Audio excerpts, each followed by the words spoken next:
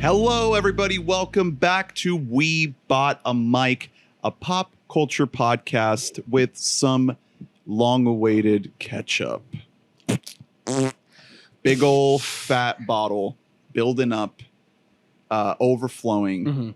Gotta hit that release I do valve. apologize. Just Mine like was like a ketchup. little bit dry. Like mine was scraping the bottom of the barrel of ketchup, and that's actually quite the opposite of what we have in store for you Yeah. today. No. In addition to It's more of a wet. the new movies coming out, we are in a hot TV season right now. So it's just a matter of seeing what we even have the time to get to today in terms of all the things that we gotta catch up on today on the show. Welcome. My name's Ernest. I am Hunter, but with better posture tonight. Is that true? Well, I'm sitting in a chair. That's So, true. Like I'm kind of forced to have better posture. You look It's not really good. by choice. You look well. I mean, if you could see me from behind, it's actually like this insane hump that I have like Yeah. going on back here. Like if each of my vertebrae could be Gabriel escaping from my body, then they would be. God, I wish that were me. And I'm Drew, and I got to be honest, I'm all caught up, Oh, good. so I don't have anything. Good. Oh, Good. cool. You're I just caught up here to months ago. vibe. Yeah. Hold on. You're sitting in a chair. That's exactly what Yeah. Madame Web does. The star of the new Sony Pictures vehicle, Called Morbius? Madame Web. Are you talking about Morbius? Yeah, they're building out the Morbius Yeah. verse. You didn't hear about this? Mhm. Bad Bunny is El Muerto. I don't. Bad Are you- Bunny he is not good at anything. He is yet to be good at something yet. And People so fucking love Bad the thing Bunny. is, I applaud him for continuing to try to find something that he's good at. You know what I mean? Because singing ain't it. He's not a singer. He kind of hums. He's kind of cutty. He does one note. He just goes, yeah, you know, and props to him for hooking up with really good producers. He has good beats. So maybe that's what he he's good learned. He learned Japanese. at. Okay. That's really cool.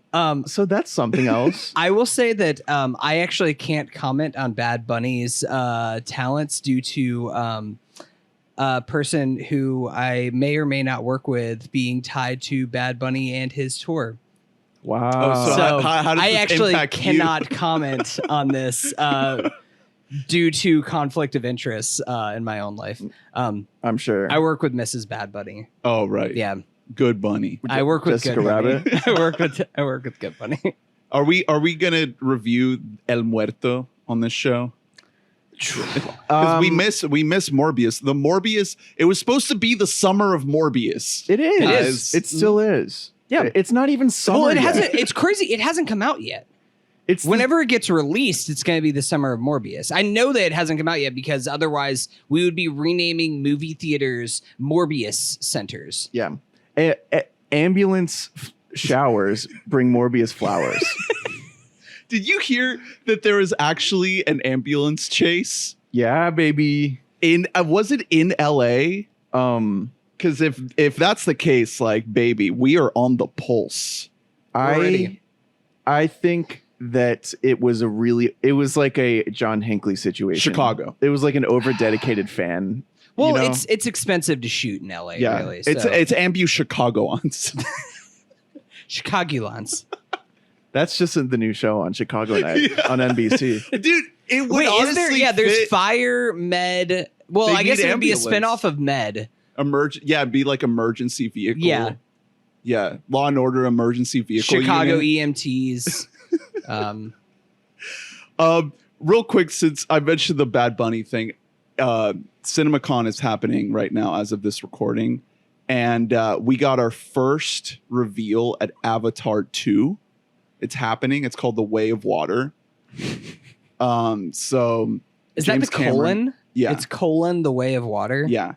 Also, we got our Good first for you, look James. at I'm happy for you. Barbie, the film, Mm-hmm. which features Gretna Gerwig. behind the camera, and Margot Robbie as Barbie. Mm-hmm.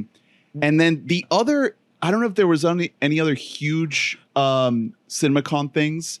I guess the Hunter's did got. you guys just see yeah, this? no, Hunter's got the other big one. There's pulled something out. that just broke This like an is- hour ago. No, yeah, I just. All right, just read this headline. Olivia Wilde served custody papers over her kids with Jason Sudeikis during CinemaCon. Yeah, on stage This as just, she's presenting. wait, did this like just happen? well, Like, what? this must Did have I miss happened this? because the "Don't Worry, Darling" was yesterday.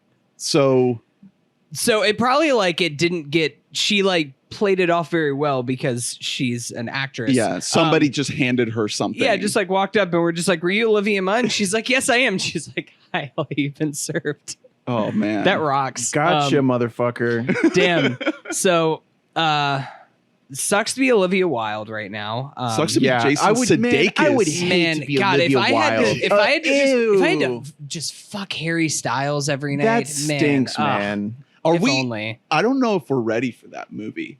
Like, just the way people are reacting to one single photo of Harry Styles kissing Florence Pugh, it's like, damn, people are going to go rabid over this shit. Yeah, if you haven't noticed, Harry Styles is a bit of a hunk in Hollywood. Oh yeah. Did you these see his days. I don't know if Coachella that's- set? Is that true? Yeah, he's for how insanely mids all his music is, he's really good at performing it. Yeah. So that's a bad take. Because Harry Styles is He actually will really have good. zero impact on music as a whole in his entire life, and I promise you that. His new song is just mids strokes. That's so. That is a bad take. Okay, like I don't even want to No, get you're into right. this Harry right now. Styles is Fine Line a is a great visionary. album. Fine Line is remember incredible. when he took You were mushrooms going- and he was like, "Watermelon." You're sugar." going like anti-poptimism right now over here. Like pop music is actually bad, and like No, really, no, we no, should no, only no. listen to like industrial music and listen to Pavement and like be No, sad. Mids. Go back to listening to your depressed. Go back to your depression, okay, Drew. I'm sure and just that enjoy pop music whenever it's very. if you well were done. single, would you be? I like Fine Line. I think the Fine Line is a great album. You wouldn't though. No, I think Yeah. the Fine Line is a really good pop album. This Um, is much like Pop can be better than this. We can aim bigger than Harry fucking Styles. This is a bad take. No, you're right. He should keep stealing queer aesthetics and making straight people music. That's really cool of him. I actually think that gender fluidity is very cool, and I don't think that we should see binaries and things, Drew. his outfit was hot. Yeah, he's a hot dude. All of the no, he's but a hot dude, and he's talented at making music. hold on. Your defense of Harry Styles just now, it smelled the same scent of when you said that you would love to go see Minions: The Rise of Gru, as if you had a choice in the matter. Like we should go together. Well, I want to go. Holding hands. I do want to go see Minions: Rise of Gru, but I'm mostly because I just want to see, like, how did he rise? Right. Yeah, you Yeah. know I love origin Yeah. stories. Avatar: The Rise of Gru. Avatar: The Owls of Ga'Hoole. The other thing I wanted to mention news wise is we need to take a moment of silence for Adam, friend of the pod. He is this in is right. mourning right now after Justin Lin has departed. Justin Lin watched Fast Ambulance and he was like, I can't can't do it. We have to give it over to Michael Bay. Okay, so somebody did a screen record of I guess it was a story that Vin posted on Instagram. It's somewhere out there Yes. on Twitter. It was him and a really not into it Justin Lin. Yeah, and Vin goes up to him and he's like, "So Justin, is this going to be the best Fast movie ever?" And Justin like takes a beat and he kind of does like a shrug. oh He's no! like, "Yeah."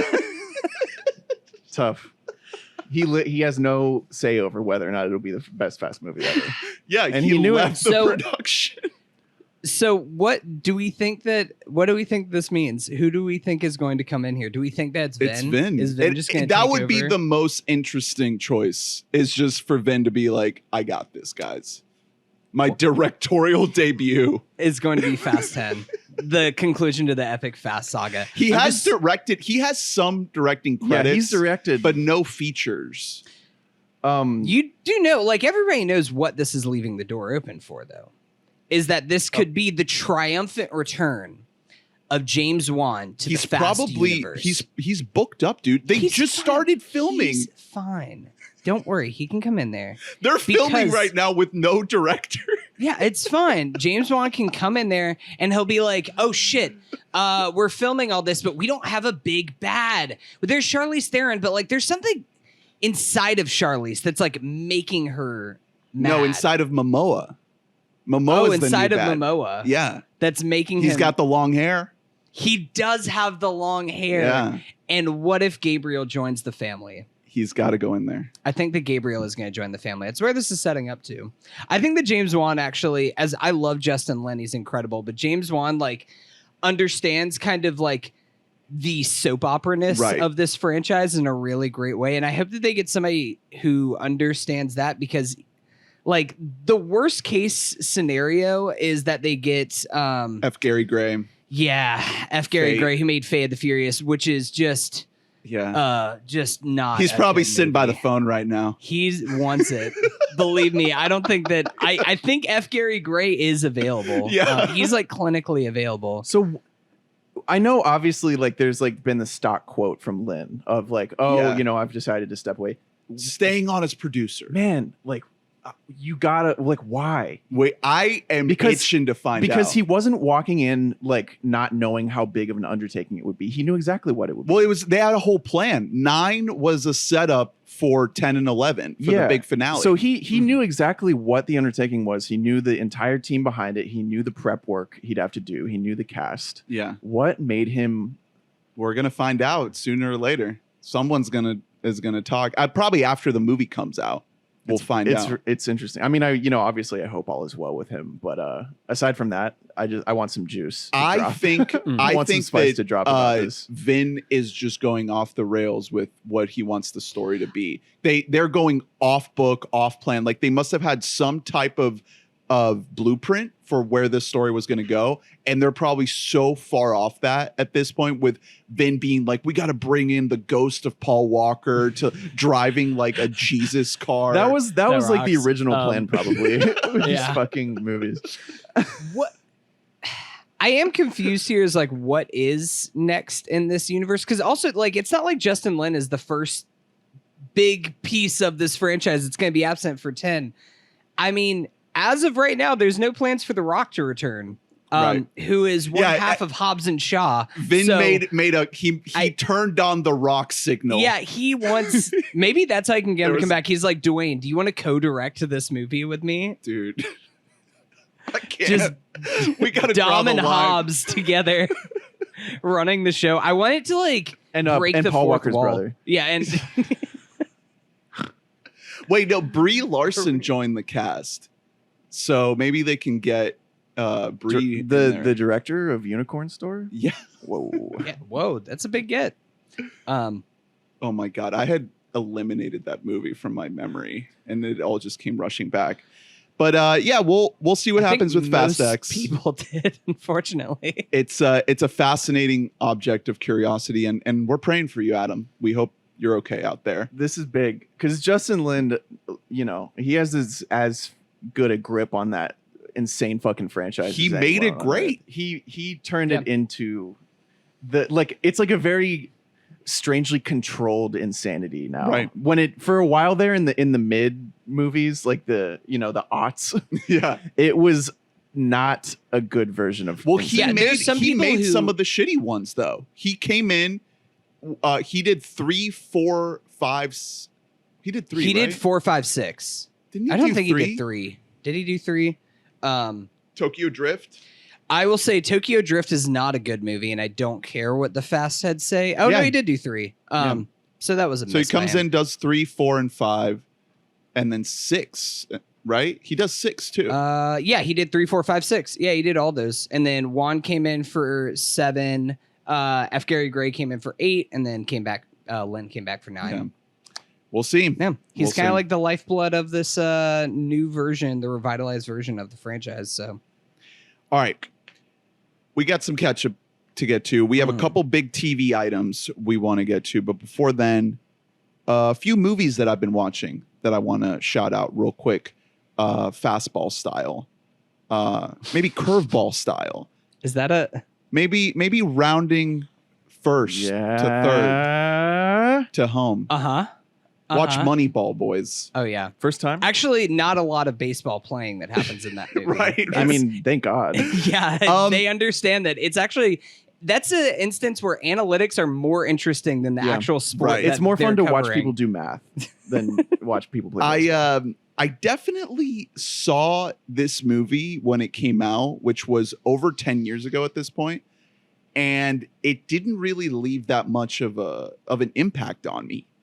I had it like at 3.5 stars on Letterboxd, you know, and then it's on Netflix, so I just fired it up, and I was so sucked into it. I watched I didn't watch it all in one sitting, but it was hard for me to like put pause on it for long stretches. I was like so sucked into it. And yeah, a lot of it is just kind of talking about sports and not actual playing of sports. Yeah, it's also, I mean, it's obviously only aged better and better because me and Hunter are very, very into sports analytics. Neither of us like baseball at all. Like literally right before we hit recording, we're just like going through. I made an Excel sheet of like NFL draft bets that I have. Nice. So yeah. You're right. The Billy Bean of it all has kind of aged beautifully because it's infected every sport. Every sport has advanced It's also analytics. a huge deal for baseball in particular because there's a domino effect.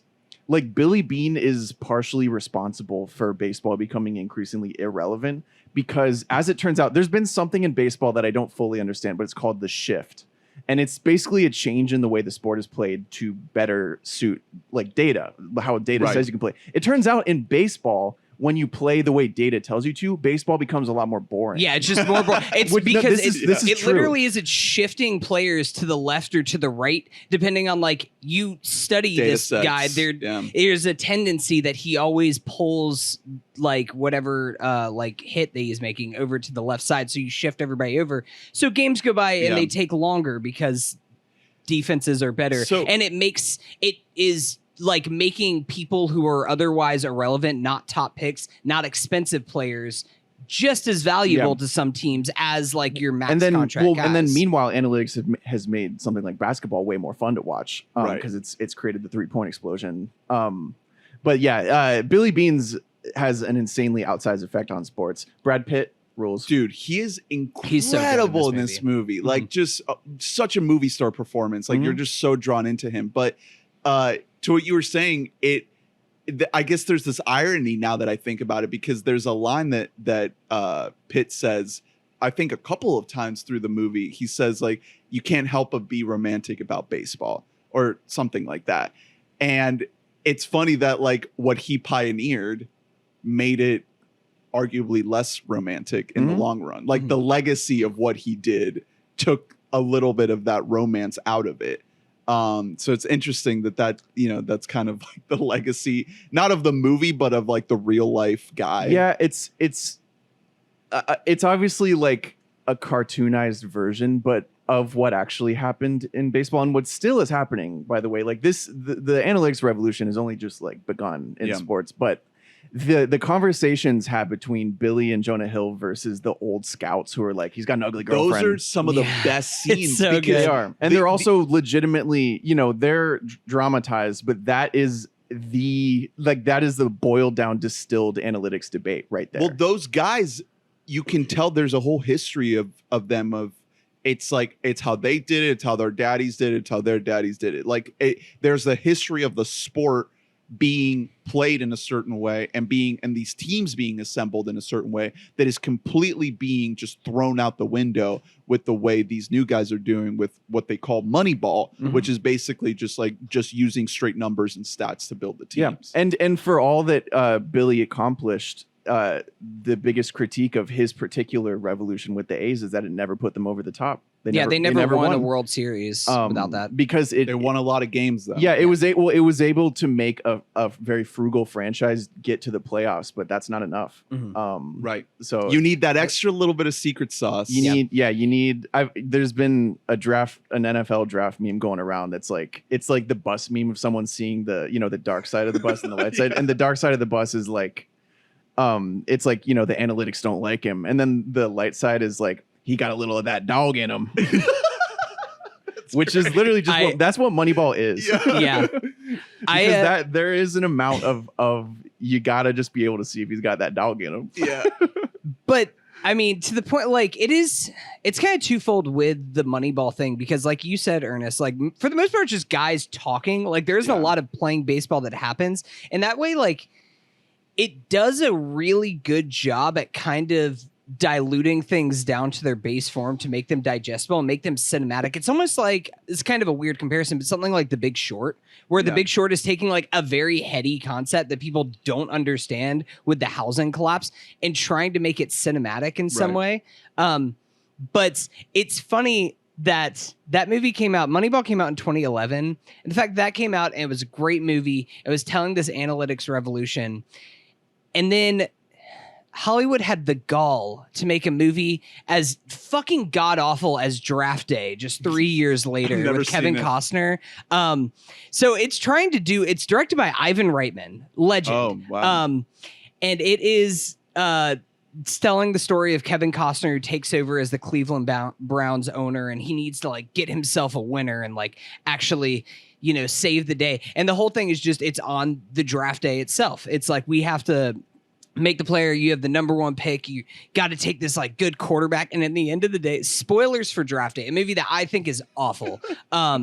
Some people love it. I think they're insane and they've never watched a sport in their life. In the end, they don't draft the star quarterback because they do their research and they find out that none of his teammates showed up to his birthday party. Oh, can't draft him. Yeah, you can't draft him. Yeah. Instead, they draft Chadwick Boseman's character Vontae Mack, number 1 overall, a linebacker, number 1 overall. Which, dear God, just fucking nightmare. When has that even happened? It was in the last 2014. Was when this movie was set to be made. If that happened now, that would be insane. That's fucking a linebacker, deranged. number 1 overall, They also because just- he had a family, and so he's like a family guy. People went to his birthday. They also his literally birthday just party. combined the names Vontae Davis and Khalil Mack because those are 2 players that were drafted like the year before that. Yeah, you're 100% right. And then it's the most insane thing that you've ever heard in your life, where he's like, he trades out of a pick and then trades back in and just like calls Seattle, like calls the GM a motherfucker. So then he's just like, well, I guess I got to trade it. He's just like, I'll trade you 4 first-round picks for this number 3 pick, and people, it's so dumb. It's literally the dumbest movie ever made. Moneyball is much better. Watch Moneyball. Friend of Draft the Day. pod, Griffin Newman. I was about to Griffin's say. on and there. Arian Foster, friend of me and Hunter's. Yeah, Fantasy legend. good friend of ours. But yeah, Moneyball rules. I think the thing that really made it riveting for me is just the way you get sucked into the relationship with the characters, with like, there's this very easy setup where it's like, oh, Billy Beane he's the kind of GM who doesn't even talk to the players because it makes him easier to cut. And then throughout the course of the movie, he develops a bond with the players because that's how he gets them to play the way he wants them to play. Yeah, exactly. Through the reasoning of him picking them in the first place with the stats. Yeah, they have to play a certain way. You have to be able to mind. communicate with them. I mean, this is another thing that happens in very analytically driven front offices, is you do have to be able to communicate with players. Yeah, they or need else to know. they don't like you and don't want to do well for you. Well, and that matters. They also need to know what the plan is. You can't have a plan and then hope that it plays out without the players on the field knowing what the plan is. Moneyball almost reminds me in a lot of ways of The Martian, because they both subvert their genre expectations in the exact same way. Even though they're different genres, they're both really more just like character portraits of kind of lonely men. Yeah. Where, you know, like you would imagine The Martian to be really balls to the wall. It's about a guy stuck on Mars, and it's really just about a guy working on Mars. Same with Moneyball. Yeah, trying to find some... You don't see the baseball. We've seen baseball in movies. You know, I know what that looks like. Also, R.I.P. Philip Seymour Hoffman. Yeah, he's just in there like as the coach. Like I can't remember. He's like an old timer, right? Like he likes things the way they used to be in America's pastime. Yeah, he's just the coach of the team, you know, and he likes to coach his team a certain way.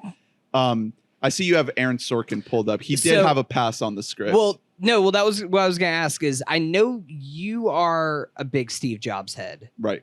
Do you think that this is the last like great script that he was a part of? Though he didn't. This is not. I wouldn't call this his script. He had a pass. He has a writing credit on it. I guess he had like he rewrote it. He didn't wholly like birth this project. You know, this was supposed to be a Soderbergh project. Yep. And he wanted it to be like a half documentary. Yeah. No, Soderbergh. And then it fell apart. Yeah, he got a. Will you just make a normal fucking movie, God damn, Steven? dude, You're really good at I it, love man. Steven Soderbergh so much. Legend. But yeah, Steve Zalian, is that how we say it? Steve Zalian. Yeah, who's like an insane, very productive Oscar-y, wrote The Irishman recently. So big writers attached to this bad boy. Yeah. Love Moneyball. Check it out if you haven't. Dude, just real quick. I just had the Wikipedia pulled up for draft day because we're dating ourselves, but the NFL draft starts tomorrow. And I had to look it up because I couldn't remember. So after trading out their picks, they then make a ridiculous offer back to move up to trade with the Jaguars to get up to the number 7 pick. And they draft a linebacker number 1 overall. And you're like, well, at least they'll think smart and efficiently. Number 7 overall pick, running back. Ray Jennings. These out are of Florida the State. 2 least analytically driven choices you could ever do make that. And this in GM sports. does get fired after 1 year. No doubt. I'm sorry, Kevin Costner, you're not making it. These are Jaguars choices. There's definitely it's funny, the Griffin Newman character would just take his job now as the nerdy intern guy who does analytics. He's just just take over. Here's your coffee, sir. By the way, you're making a mistake.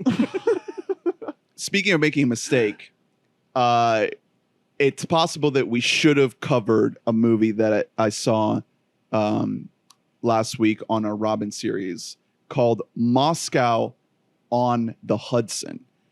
It is an 80s movie starring Robin Williams. So it would have been one of the first ones we would have covered late last year, 1984. So just 4 years after Popeye, he makes this movie. And it's kind of like The Terminal a little bit, but a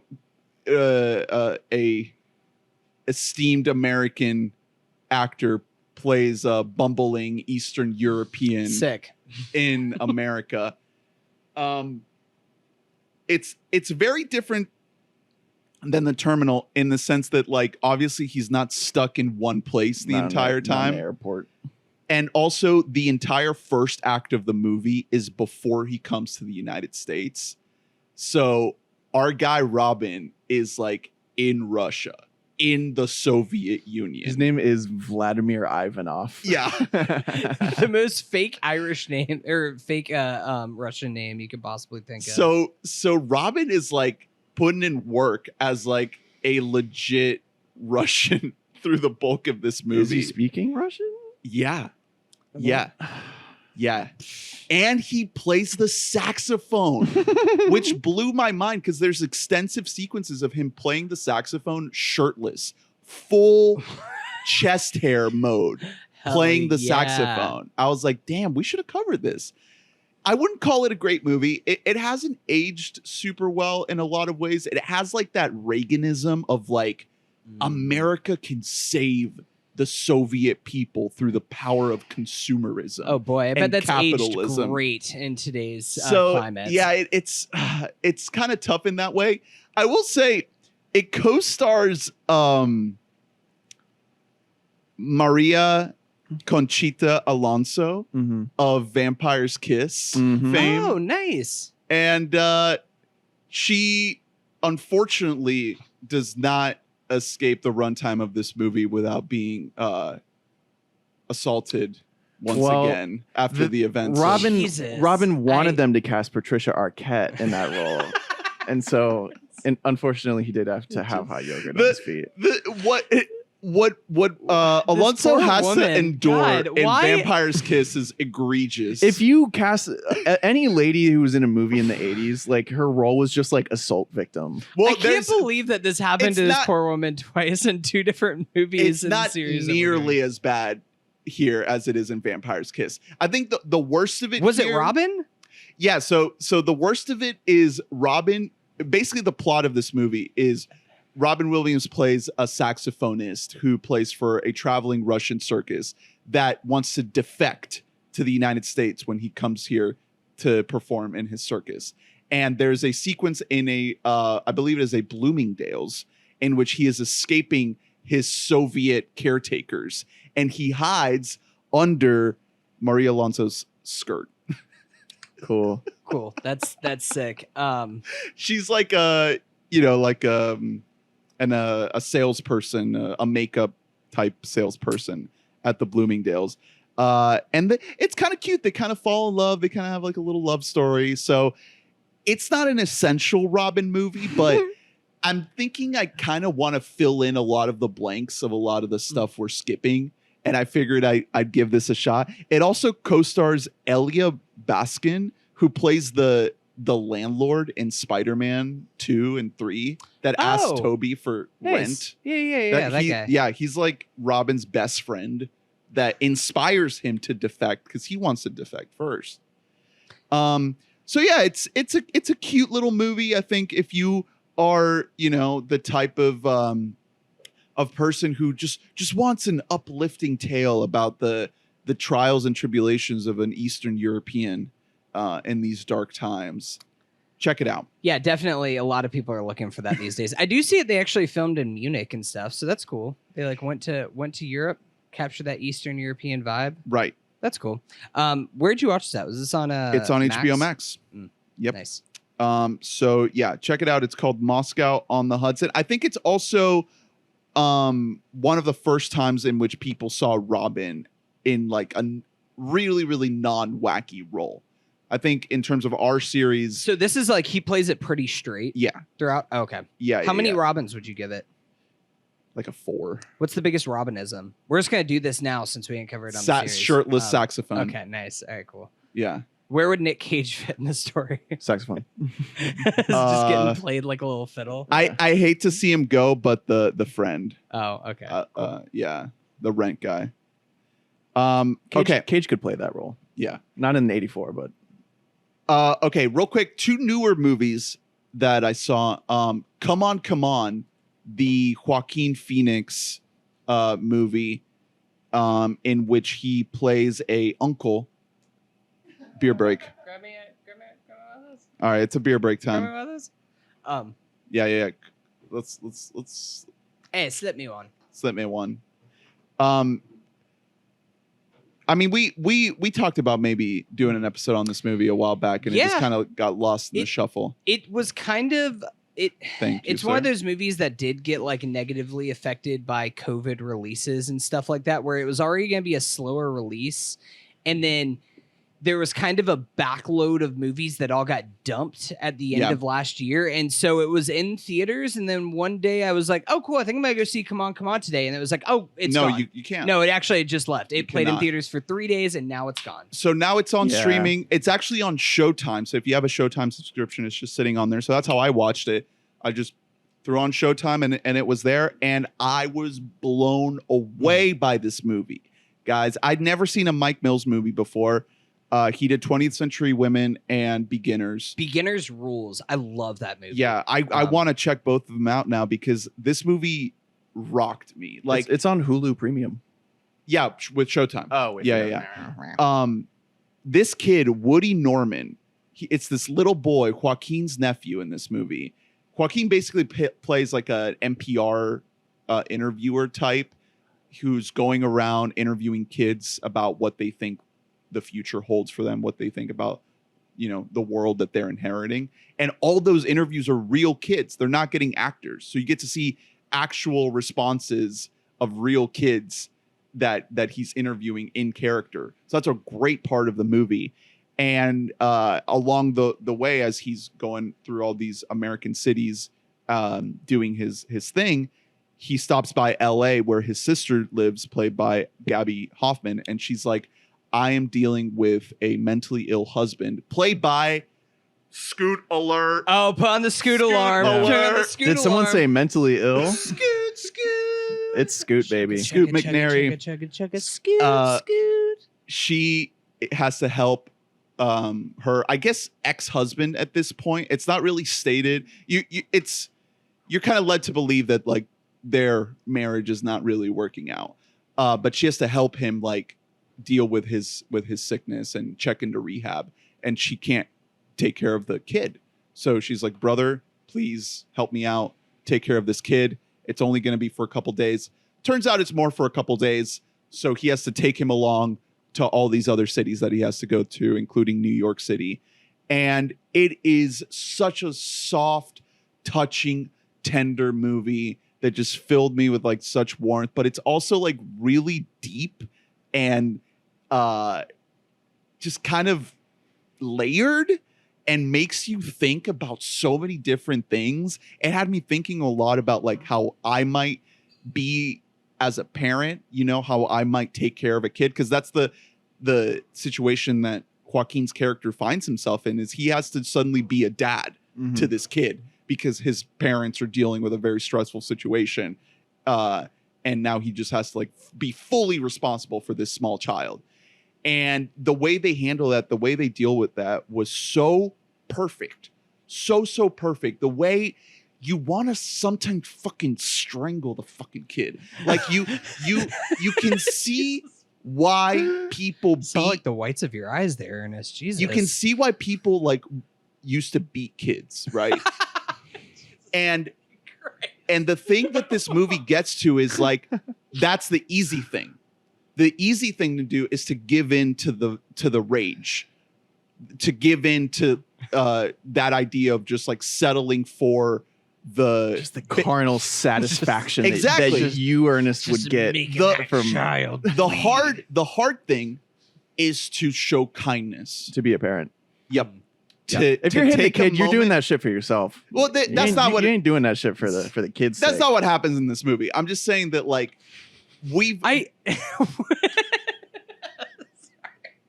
been conditioned to think a certain way about like how to handle a child that is acting out, essentially. A stinker. Right. Like the society has like throughout generations said that if a kid is acting a certain way, this is how you deal with them to make them stop. And in a lot of ways, we've had to unlearn that and understand that like the harder thing to do, the more complicated thing to do that you should do is to treat that child like a person, like a human being, and to like take a breather, slow down, and approach it with kindness and just level with them and talk to them. I will say that is a good life hack for anyone who says, I just don't like kids. If you simply talk to them as if they're an adult and just like laugh at how insane the shit that they're saying would be if they were an adult. Yeah. That's more respect than they get from anyone else. Yeah, right. Even if you're it's laughing good. at them. That was a good save. That's how you too, talk to kids. To how everything was starting there. I really did not know where you were going, and I was wondering. This movie did not sound very wholesome the way that you were setting that up. No. The point that I was trying to make is that like the way this kid acts. Stop making him talk. I was Joaquin, I'd beat his ass bloody. I'd take my little belt off. So is this the best Uncle movie? This is top tier Uncle movie. Uncle top Cinema. Uncle material. Incredible Uncle Cinema, especially because like Joaquin is amazing. He's perfect, dude. And he is doing something so small and nuanced here, you know, so opposite of all the things that he's known for, like Joker or Master or anything like that. This is very quiet, very small. It's like Her. Yeah, that's what I was thinking. Being It's kind of a return soft, to nice man. Yes. He's so good at playing like sensitive, and it's just something Very that sensitive. most people don't really cast him to play sensitive. But God, he's so good at because it. he doesn't look sensitive. Right. He looks scary. He looks horrifying. And it just had me in my feels just thinking about like, you know, how much we lose as we grow up. Mm-hmm. And when you're a kid, you can't shut the fuck up about anything because everything is incredible. Mm-hmm. You're curious about everything, and you're so annoying asking so many questions about everything. And you like all the adults want you to shut the fuck up for a second. But the fact is that like as adults, we lose a lot of curiosity and we lose a lot of just general excitement about life. And there's a reason why kids are so like incessant sometimes, because everything is fascinating to them. Right. Everything you're experiencing for the first time. Yeah. And as an adult, it's really hard sometimes to sympathize with that because we're so jaded. We're so like beaten down by life. And what this movie does is it like kind of in a gentle way forces you to rekindle your inner child and find that way buried deep inside of you, that curiosity and that excitement about life. And also that fear of the unknown too, because this kid doesn't know why his mom isn't there. He doesn't really know why he has to hang out with his uncle for this prolonged. My scoot? Right? Where's my scoot? Where's my scoot? So I did have an important question. Looking in Wikipedia here, there's only 6 people listed in the main cast. How much scoot are we getting here? Not very much at all. I'd say and probably most not of it is like in kind of montage. But is it enough scoot? Do you see it and you're like, I think I've had my scoot fill. I've hit my scoot quota. I got kind of a half chub, you know. I was like, Yeah. I got my scoot. Okay. You know, You had a I little didn't- more, but like, you know. Yeah, What about like a I half, see- like a half hog. you I know? see Jabuki's in here. What is he doing? Does he plays. have any Yeah, kind he of a plays like role? one of the like assistants to the NPR assistants. I'm just to happy Joaquin. seeing Jabuki in Yeah, movies. he It has makes like me one happy. little moment where he gets to like bond with the kid with Woody Norman. I'm telling you guys, this kid, he is fucking incredible. There was, I remember Mind-blowing. when Come On came out, and it kind of, I guess it was, from what you're saying, a little bit too soft to actually garner the awards attention that people might have thought it had. But I remember right around Telluride, whenever this came out, there was buzz about this kid maybe getting like a sneaky supporting actor nomination because he was that good. This movie kind of movies like this don't get awards love because they're too quiet and sweet and aren't trying to like send a message. Yeah, I loved it. Check it out. It's Come On. It's on Showtime right now. Don't expect a Von Bondi's biopic. It's not what you're gonna watch. Okay. No. And the moment when you figure out why it's called that is such a nice moment that just put a smile on my face. Really, really highly recommend it. Again, it got buried, but I think that it's worth checking out.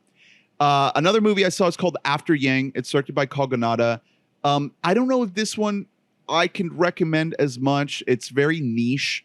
It's like a sci-fi movie about a robot that is kind of like a caretaker for this family, and the robot breaks down, and the story's about like this guy played by Colin Farrell trying to fix the robot and sort of uncovering a lot about both the robot and himself and his family along the way. This is speaking of her, this is a movie where every production still got a lot of hype on like film Twitter because it had a very gorgeous. Like just like a very good soft sci-fi future aesthetic. Yeah. Like It has the Ex Machina thing. The production design is very cool.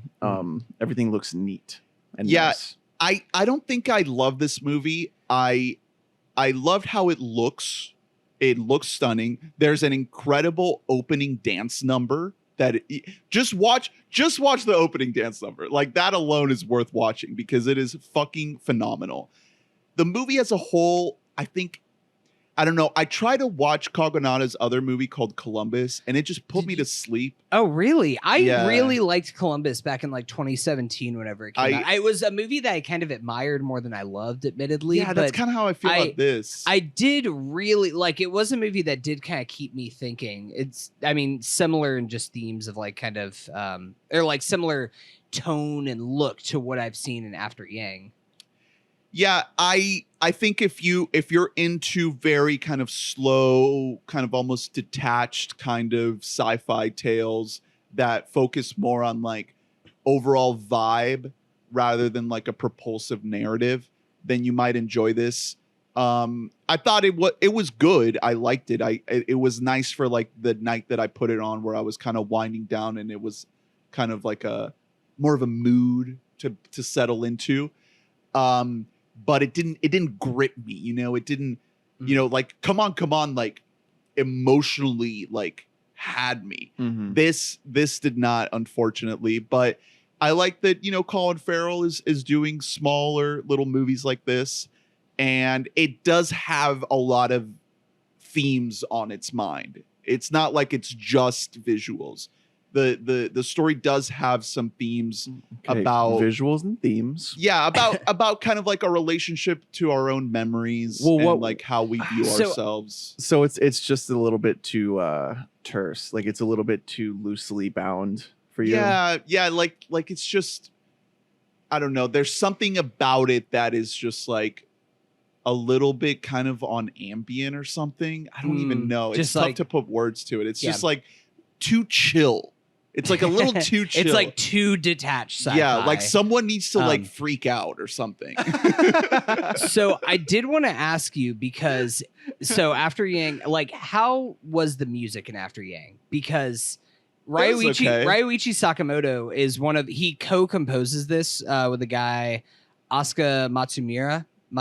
So like I said, the opening dance number, the song in that is incredible. I think that it says that he did opening themes, so I wonder if that's what he did. Ryuichi Sakamoto is my favorite film composer of all time. He did like Merry Christmas, Mr. Lawrence, which I think is the greatest piece of like musical composition ever used in film. Also did The Last Emperor score that he won an Oscar with David Bowie. Oh wow.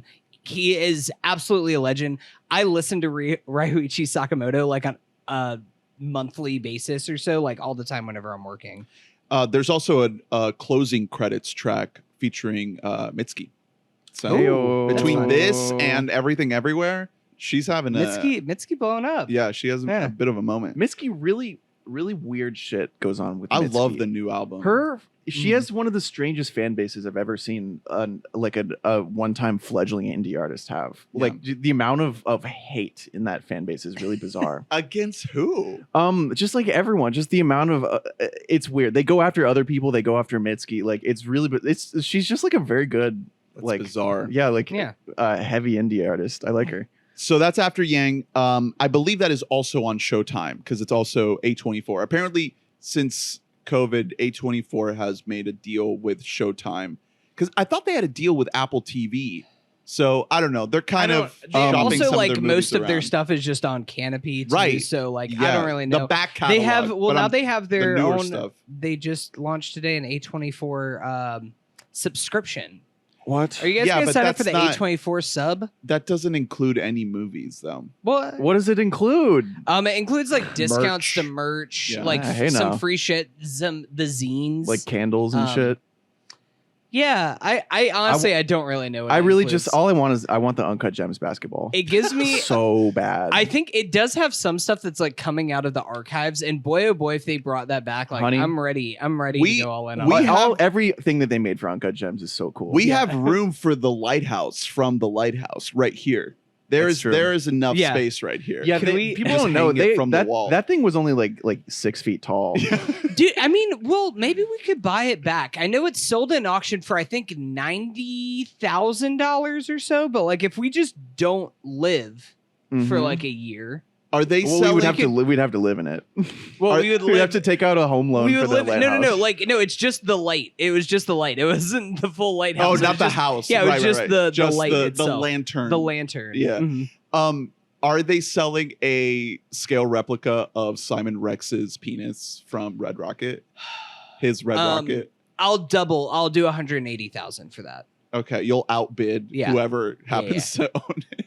I will start the bidding myself at $5 million. Simon Rex, come on the show. Let us know. Simon, you're welcome. Yeah. We'll do a live casting. I'll be honest. Also, A24 obviously rules hard. And they're way ahead of the game in terms of cool merch. If I were to see anyone wearing like an A24 like North Face style quarter zip, I would beat them up. There's some stuff that is kind of fun, but there's other things where it's like it would just be weird if somebody just had like an A24 hat that they were just like wearing. It'd be weird if somebody had like an ambulance hat. No, I actually think if I saw them, I would be like, yo, dude, can I fuck you right now or something? Like wearing a USC like ball cap as ambulance merch. That's coming on the next podcast for the listeners. They'll see. Do you have it yet? dude. Is Yeah, it don't shit? spoil it. Okay. Guys, I'm scared about how much pussy I'm getting with my ambulance hat. I know. It's the- frightening. Yeah, all your cats are all over Yeah, you. they're just The thing with wearing like an A24 hat or something is it's a cool cultural signifier if you're not in a cool city. You know what I mean? Because if you're in with like a certain circle, you don't need like people Yeah. can just kind of look at like your whole vibe and be like, yeah, this guy likes A24 movies. Yeah. You know what I mean? Like if someone in Portland was wearing that, they would get like Yeah. eggs thrown at them. Right. Well, like they would get like chicken thrown at them or Yeah. whatever, you know.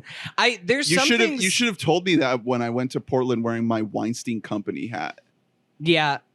What's the worst? That, well, I guess that was no, so I that, think that was funny. that though. answers the question. Is I was I gonna applaud say, you. what's the worst studio to just rock merch for? But that's it. It's the Weinstein Company. Anything even Miramax. Miramax is just Yeah. it's off the table now at this point, unfortunately. Okay. Let's get to some TV ketchup. All right. I have while you're doing that, I'm going to be googling Jerry Bruckheimer merch. dude, isn't it the tree with the lightning bolt hitting it? I know. Wait. Because I'm I so- know Adam and Kira have talked about how like that is Z Cannon is the Jerry Bruckheimer Productions logo. There is a Jerry Bruckheimer store. Okay. Wait, there's a go Jerry ahead and- Bruckheimer store? Oh my God, Jesus Christ. Go ahead and talk about. So I have 3 quick recommendations on HBO Max right now that I love. Number 1, Minx, super under the radar show, stars our boy Jake Johnson as a pornographer. Essentially, he's a publisher of nudie mags in the 1970s San Fernando Valley. You know, kind of Boogie Nights ish, but the publication side of Boogie Nights, you know, the print side of yeah. Boogie Nights. the article. This is basically Boogie Nights, but like print. reading it for the articles. Right. Yeah. And it's a really fascinating show because it has a female gaze to it. It's told from the perspective of a woman who wants to do a feminist magazine, and she figures out that the only way she can get this feminist magazine published is as a porno magazine that has dicks in it. Very cool. So there's a lot of dicks in this show. So do not watch it with your 90-year-old grandma unless this is exactly what she wants to see. Maybe your 90-year-old She's a grandma chill wants to see a grandma. lot of dicks. Yeah. I don't know. Just you know, be aware. But I found it fascinating. You know, I think it's not based on a true story, but it is based on some kind of truth of, you know, the birth of the female oriented porno mags. And also, you know, gay men were obviously also into this same kind of magazine. So yeah, I really enjoyed it. Check it out. It has great performances, short, breezy half-hour episodes, really funny, really just kind of a good easy sit, you know, not a big ask, unless a big ask is a big dick in the middle of the frame. Not a big ask. Yeah. Our Flag Means Death is also on HBO Max, co-produced by Taika Waititi. I watched the first ep and it rules hard. I honestly didn't love it at first. Really? It took me a couple eps. I'm into the vibe of it. Like I kind of like it's. I mean, you've seen more of it than I have, so you can speak on this. Because I was kind of worried that it was just going to try to redo, like we are What We Do in the Shadows, but pirate. Exactly. And it's not that. But it's something different. It than that. leans into the queer undertones so much more than What We Do in the Shadows. Because What We Do in the Shadows, I think, because maybe it airs on cable on FX, they maybe have more notes on that kind of stuff.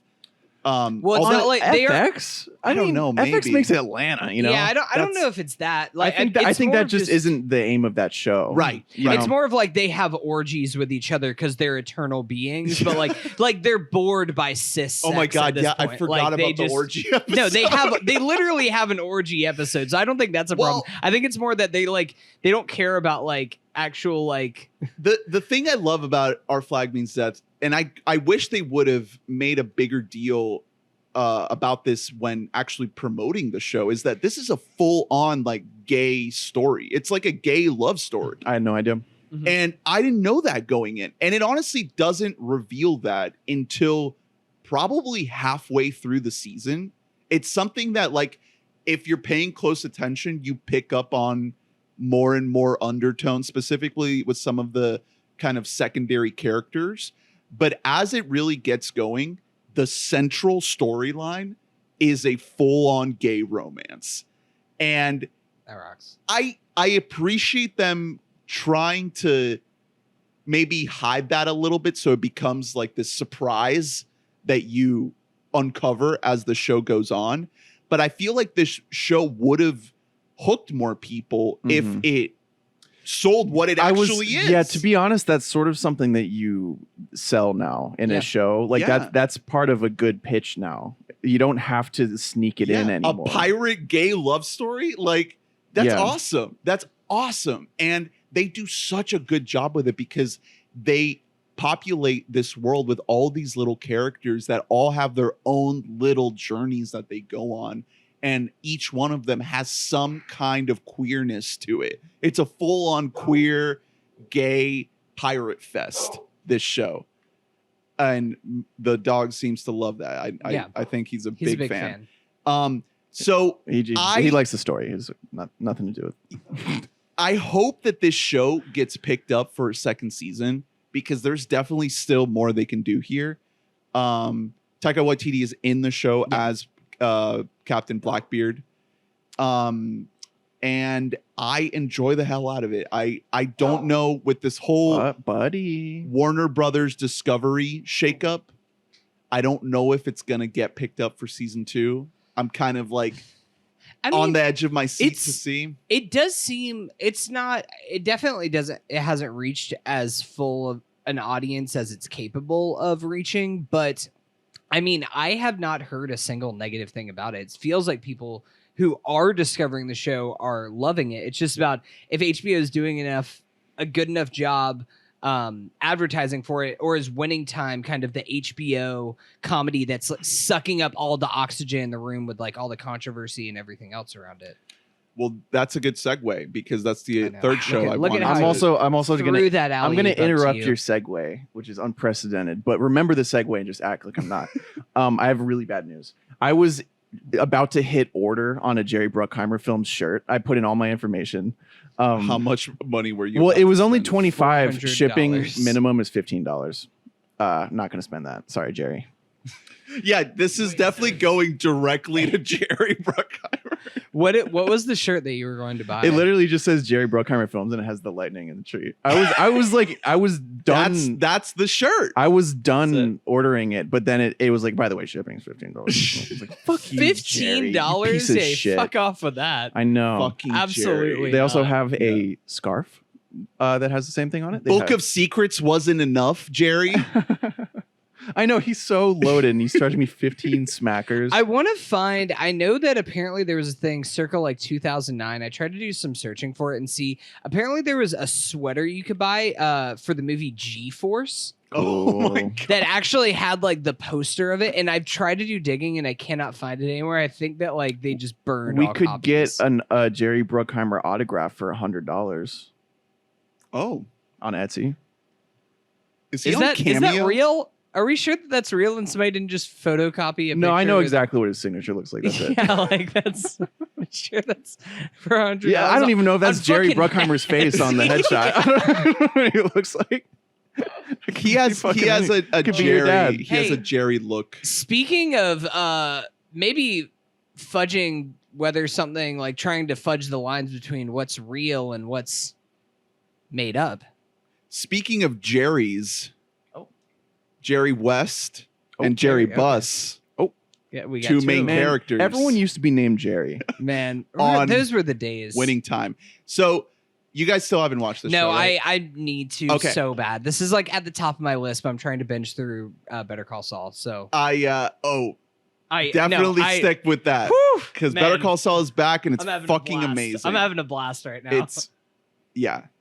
So every time I watch an episode of Better Call Saul, I have a list of like every show I'm watching this year, and I put Better Call Saul #1, and then I watch an episode of Atlanta, and then I'm like, nope, Atlanta's #1, and then I watch Better Call Saul, and I'm like, nope. So I'm like flipping between these two. But Winning Time, watch this show, guys. I am so curious to hear what you guys think because you guys are the sports boys on here. And I'm so fascinated to hear what you think because I'm enjoying this show more, I think, because I'm not a sports person. Yeah. I think that in a weird way, this show is made specifically for people like me that are like kind of familiar with sports, but not enough to be like, hey, that's not how that works. That's not how this game happened. That's the thing that's like interesting about this. And again, I'm speaking as somebody who has not actually watched the show yet, but somebody who is familiar with the Showtime Lakers and like with this era of basketball to begin with. And Magic it's one Johnson. thing when you're dramatizing like Jerry Buss out here being a sex hound and just like everybody doing cocaine and everything else like that. But they're also like changing the outcomes of games, which that's where it's like, it's this weird line where it's like, well, that's, you can't just, I don't know. It's like trying to tell the story of the Lakers without actually like telling even like somewhat real of the story. Like this isn't fudging some lines about how much of a party boy this guy was. It's like the actually the Lakers did not win this championship or something like that. Where it's no, like, it's that's not. insane. It's not to that degree. They're fudging like. They're not changing who won a game. They're changing like smaller things like how the someone score, did. the score or certain plays. Honestly, I don't care. Right, that's what I was gonna say. I'd rather that than them do like a fucking Chazelle like first man. Like no, it has to all be right. No, it doesn't. It's made up. It's a show. Make it up. It's not a documentary. Chazelle's name out of your fucking mouth. Hunter, now, I found something I'm gonna buy for you. I know. I looked over at your laptop and I see a Pearl Harbor poster. Autographed by Jerry Bruckheimer. Yo! It's only $140. I would not pay anything over $50 for that. Should we do this? Are you fucking kidding me? I could DM them and ask. Can we haggle? Can we I'm sure. haggle this down? I'm sure. Yes, this listing has been up for 47 years on Etsy. It's been up since Pearl Harbor. 1945. Woo! Oh Jesus my fucking god. Christ. But yeah, Winning Time's great. I'm really curious to see what you guys think. This cast is so stacked. The cast is insane. I cannot believe that the cast alone isn't making this show bigger. John C. Reilly, Gabby Hoffman, Jason Clarke, Adrian Brody, Jason Segel, Tracy Letts, Jillian Jacobs, like Sally Field. It's fucking nuts the people that they got for this. Guys, Adrian Brody as Pat Riley is a revelation. Honestly, incredible casting based on his face shape. Pat Riley has like a very long, very defined cheekbones and defined like jawline, and Adrian Brody is the guy to cast as like a young Hollywood version of that. With such a sprawling cast, what happens is that like episode to episode, you don't really know who the spotlight is going to be on.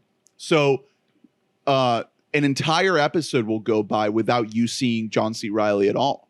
And it'll all be about Magic and Kareem, who, by the way, are kind of the reason why I keep watching this show, aside from all the star power, is these two guys, Quincy Isaiah and Solomon Hughes, these two guys that they found to play Magic and Kareem, incredible. Yeah. Like, how difficult must it be to find two guys that you buy as Magic Johnson and Kareem Abdul-Jabbar, like fully as players, as people, as icons. Especially Kareem, like that's a complicated character. Like I'm sure that they're getting into it a little bit, but Kareem is just like one of the most important figures in sports history. One of the most just for what one of the most intelligent the people to ever play sports. He's such a well-spoken, like thought out man.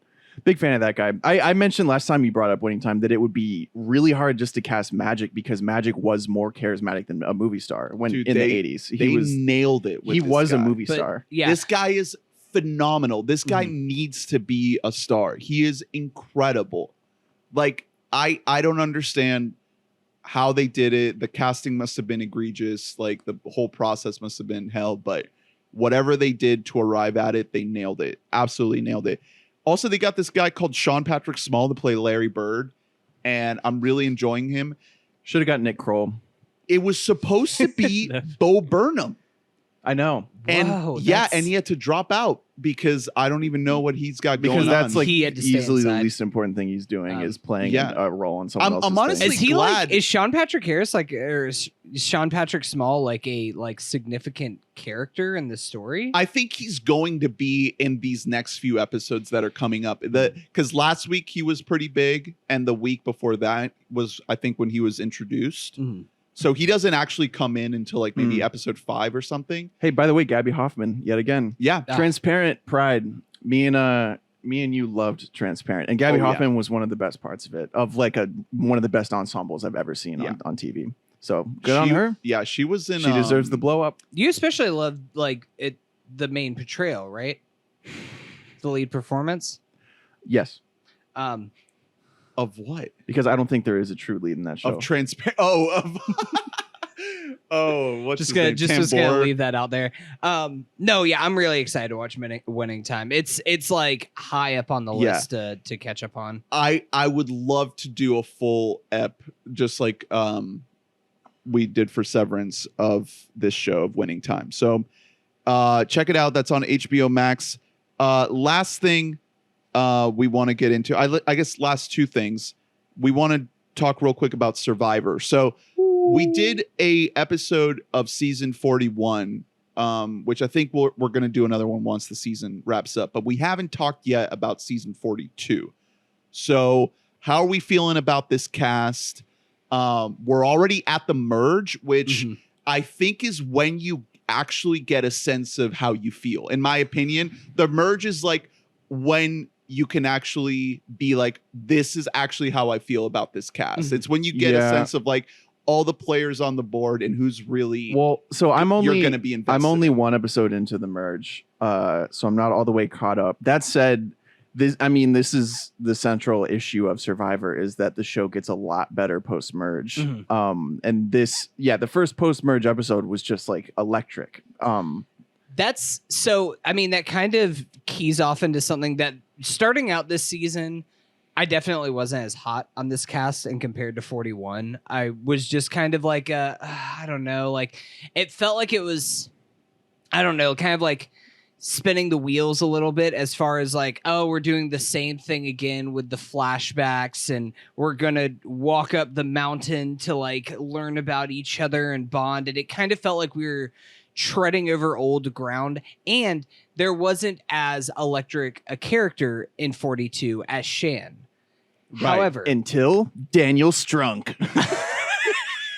I will say that I think that 42 actually has the potential to be better than 41, because we're kind of doing it's more of a well-rounded group. Well, we're doing the thing that I always love in Survivor and rarely happens, where we're getting to the merge with all the best, like all my favorite players are still on the board. Right. And that's exactly what you want in a game, is that it's coming down to just like all of our friends, except for Daniel. What about Daniel Strunk? Except for Daniel. Dude, that guy Truly, he might be dug one- his own grave. He literally might be the worst Survivor player I've ever seen. One of in the my dumbest life. idiots Like, of all time. When you consider the survived fact childhood leukemia. when you consider the fact that he could not do physical challenges because my guy threw out his shoulder on the first day. Yeah. That he separated his shoulder, so was He insane. literally could not do anything physically, and then it was just the worst social game. Was also stupid. Yeah. the worst social game I've ever seen. Nothing going his Had way. like the single worst episode, like moment to moment, that I think I've ever seen in my life. I loved it. I loved the hell out of it. it was incredible. So, Wish we got more of them. But you're right. The cast gets stronger with time. The gimmicks are still really annoying It's to me. tough, It's yeah. not. It's just not what they think it is. It's not a reset. It's not really changing much. I say this because I recently watched season 37, and I think it's 37. Season 37 is incredible. It's better than 41. Like it's like almost a perfect season of Survivor. It also features Mike White. David versus Goliath. Yes, it features Mike White, creator of White Lotus and writer of School of Rock. It's phenomenal because the show trusts the cast. And that the problem is you can't always do that on Survivor. You don't always have a great cast. But on that particular season, the people, you didn't need these cutaways to their childhood trauma to make them open up. Right. Episode 1, all of these people are just like bearing their souls to each other. And that is so much more captivating than forcing it. And this season is just forcing it a lot of the time. Yeah. But I don't think it's forcing it as much as it was last season. No, I don't know. It's interesting. They've changed. It doesn't feel like that because they've changed when these flashback segments happen. They don't happen when the people are walking up the hill anymore. They happen during an opportune interview segment. Yeah. When someone is actually which I think is a little more natural. No, it is exactly. It's the right choice because it became like a joke in season 41 where we'd be like, oh great, they're going to the hill. We're going to find out like who beat them up when they were kids. Yeah. And that's, you don't want formula in your reality. So they did a tweak in the right direction there. The other big tweak they did, which really paid off, is they still have the hourglass thing where you can change the course of the game. So However, what's way better this season is that the food is actually Applebee's. So that's home. That let me, broke me a little bit. Dude, I kept rewinding it because I was laughing so hard. Nathan paused it immediately when he said that. I was like, wait, what did he say? That close-up of Mike going, everything's I love changed. Applebee's. Everything's changed this game.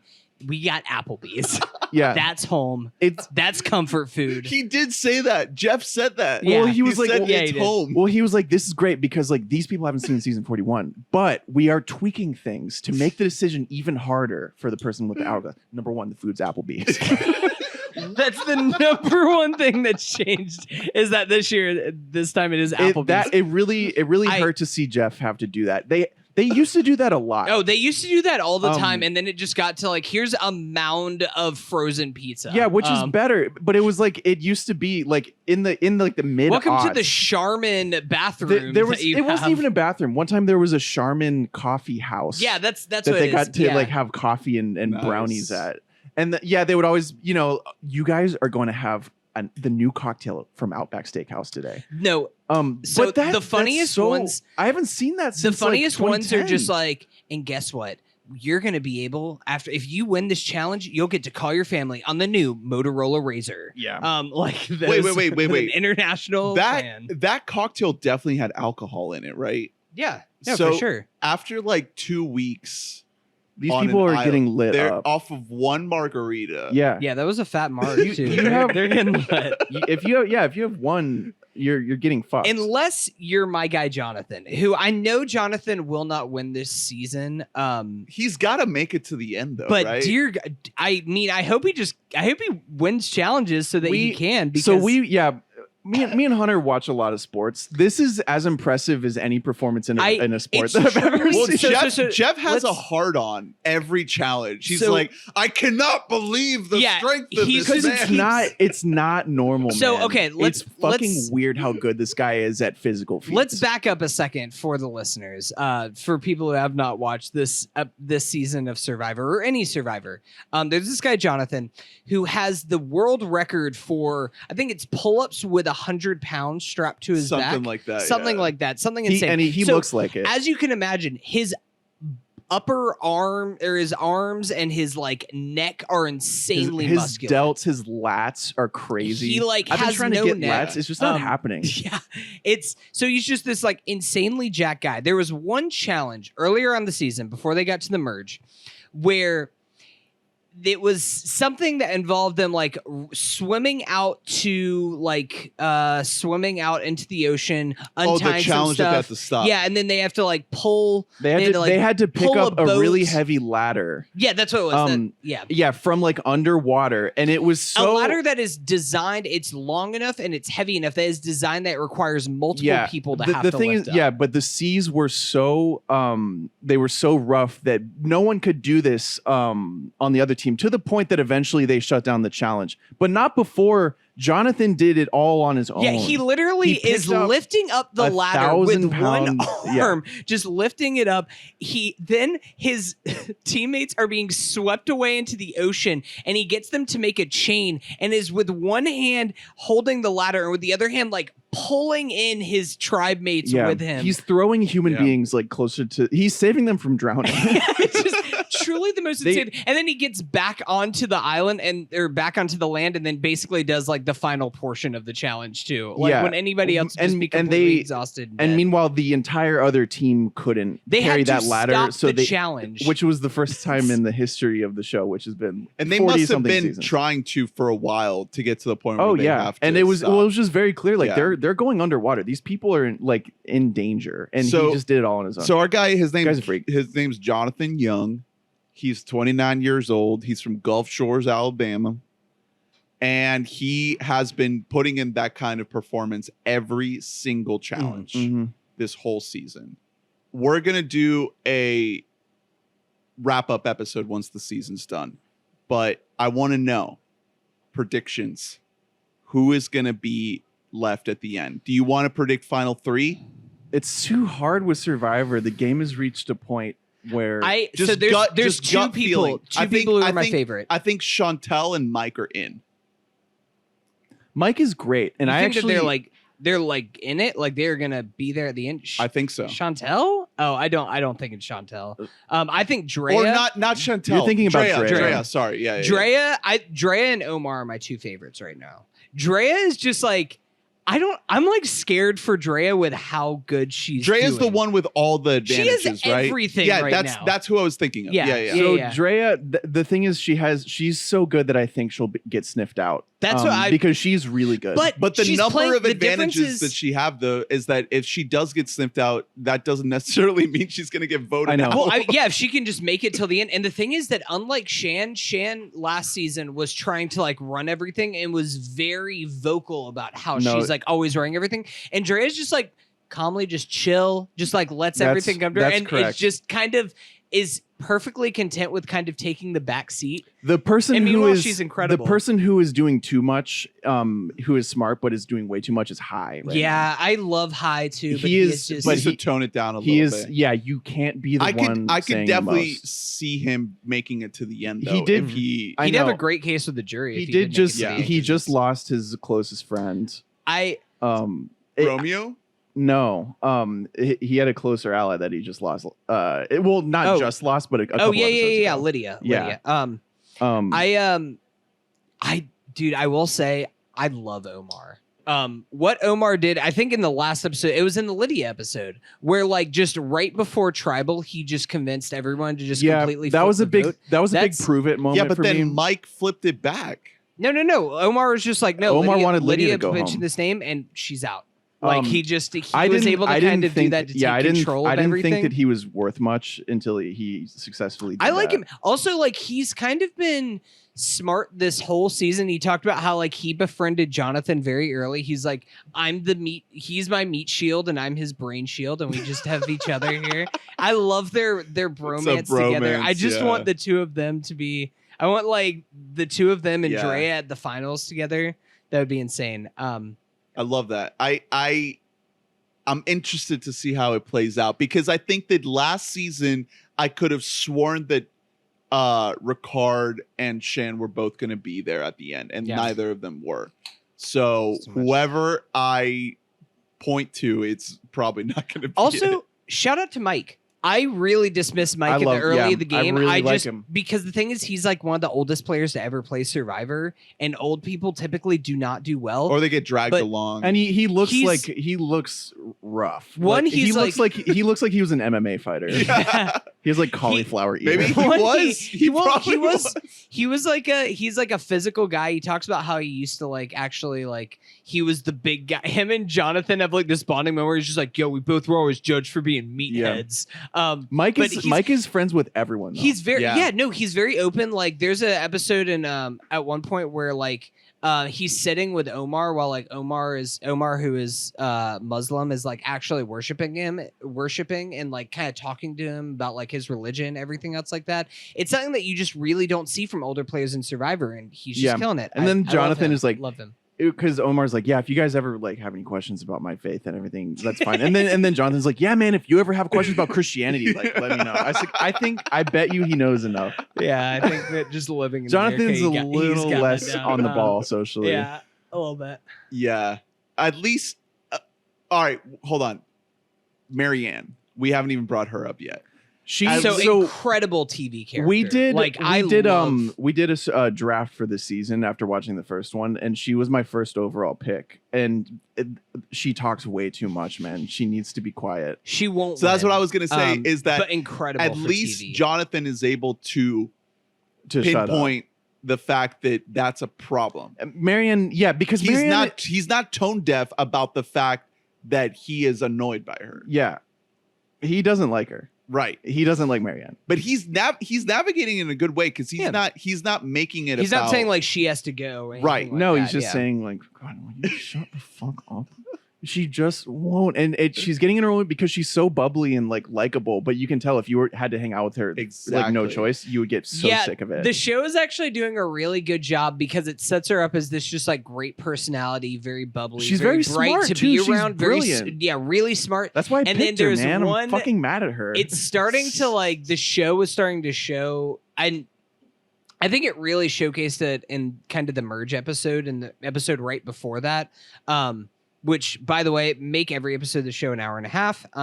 Just my personal take. Not 2 hours, because 2 hours is a little bit too long, but an hour and a half, I think is like beautiful. If I'm paying for Paramount Plus, give me 30 minutes. Exactly, dude. They have so much extra fucking footage. Yeah. Like, give me that content. I think that it's starting to kind of show that, like, her and Lindsay, yeah, her and Lindsay just like kind of always at camp, just like talking nonstop, and like Jonathan and Omar and other people are like, you know, sometimes it's nice to just be quiet. Like let's play the quiet game, guys. Let's vibes. Enjoy. Let's just chill for a minute. Tori winning the immunity challenges. Tori is a great villain because I hate her. I truly cannot stand Tori, and I want her to lose immunity so bad, and like yeah. All right, so Survivor 42. I'm excited to get to the end of the season, and we'll have our boys Dave and Nate back on for that, hopefully again. We were gonna talk Atlanta, but we're out of time. So just real quick, I think that this is the kind of show that I feel better watching without feeling like I need to have a take on it, because it's the kind of show where I just like, there's so much every episode for me to soak in that I think is better served just like, you know what, maybe just shut the fuck up and just absorb what this show has to say, because it has a lot to say this season. And I think that, you know, in our endless take cycle, a show like this can be counterintuitive to the need for people to be like, I need to have an opinion about this immediately. This is not that kind of show, especially this third season. Yeah. The way it's coming in and just like absolutely blowing whatever expectations anyone had to the wayside.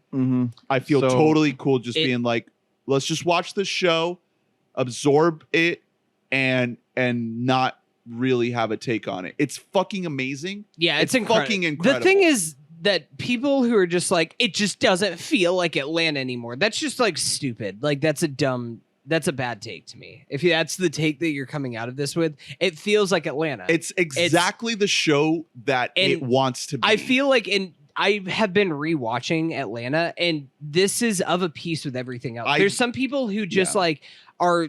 I think that people forgot what Atlanta was, to be perfectly honest. Like, I think that people thought that this was a different type of show than it is, and like the last episode that just came out is fucking It's incredible. an all-timer. It's like up there with just some of the best shit they've ever done. Yeah. I think this season has had a few of those episodes that are like up there with some of the best The things first one. that this could ever Oof, offer. yeah. The first episode's incredible. The big payback, which is without Our boy Justin getting Bartha. into it too much, it's Justin Bartha. It's an episode that none of the gang is in. Yeah. None of our friends are in. I love how they're And- doing that this season. The main premise of the episode is just trying to like wrestle with what I'm trying to think of how to even, I don't even want to say So anything. what we're not I going to do I is wanna- talk about Atlanta. Yeah, I don't- is what I thought. It's dealing with like what would happen if restitutions were to come reparations were to not restitutions, if reparations were to kind of come to fruition, like, and try and paint that as like almost a horror story from the white perspective. So I think It's genius, truly genius. I think it wraps. I think what are we at? Episode 6. Yes. So it's probably going to go 7 to is 10. premiering tomorrow. Yep, 10. It goes to 10.